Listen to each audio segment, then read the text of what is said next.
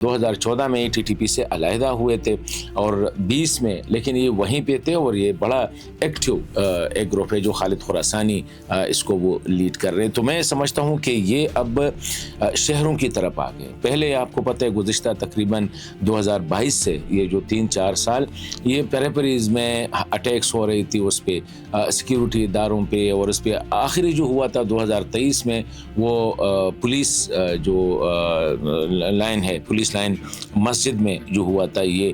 तो मैं समझूं कि ट्रेंड अब बड़ा ख़तरनाक मुझे नज़र आ रहा है कि ये अब जो है आगे की तरफ आ रहे हैं, फ्रंट पे आ रहे हैं। सिक्योरिटी वालों ने तो काफ़ी काम किया, लेकिन इंटेलिजेंस की ये ह्यूज इंटेलिजेंस फेलियर है, क्योंकि ये लोग ज़ाहिरी बात है पेशावर तो इस वक्त अंडर सिक्योरिटी वॉच है।